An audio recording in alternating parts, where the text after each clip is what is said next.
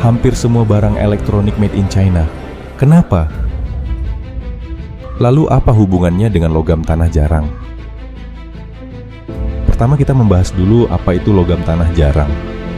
Logam tanah jarang adalah kelompok logam yang penting untuk peradaban dunia karena berbagai aplikasi pentingnya dalam teknologi modern.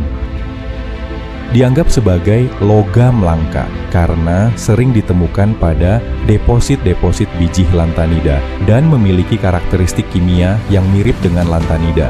Meskipun namanya logam langka, tetapi logam-logam ini cukup melimpah jumlahnya di kerak bumi dengan cerium sebagai unsur paling melimpah ke-25 dengan 68 bagian per juta. Sumber daya logam tanah jarang ini banyak dicari oleh banyak pihak. Pasalnya, harta karun ini memiliki banyak manfaat dan bisa digunakan sebagai bahan baku dari berbagai peralatan yang membutuhkan teknologi modern saat ini, antara lain sebagai bahan baku untuk baterai, telepon seluler, komputer, industri elektronika hingga pembangkit listrik berbasis energi baru terbarukan. Lalu bisa juga untuk bahan baku industri pertahanan hingga berbagai macam jenis kendaraan listrik. Sekarang kita membahas tentang Made in China itu sendiri. Jika pertanyaannya adalah, di mana sebagian besar barang elektronik dibuat? Maka, ya, jawabannya adalah Tiongkok.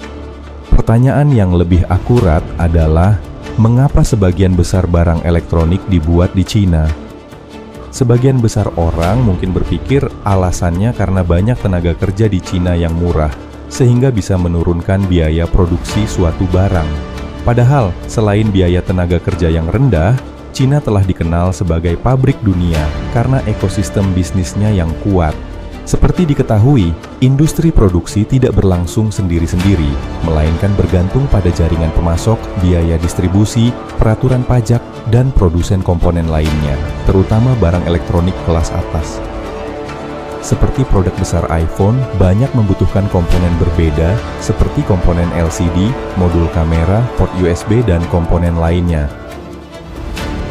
Sementara bila produksinya terpisah, akan menambah biaya yang besar dan pengiriman yang memakan waktu. Lantas apa hubungannya Cina dengan logam tanah jarang? Cina sendiri diperkirakan memiliki cadangan setara 44 juta metrik ton oksida tanah jarang, ROE, atau sebesar 34% dari total dunia.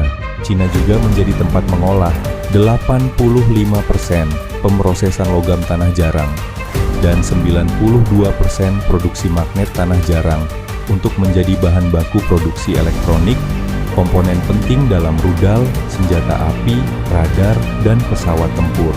Mengingat dominasinya pada pasokan global logam tanah jarang, Cina memang bisa menggunakan unsur penting ini sebagai senjata ampuh dalam perang dagang dengan AS.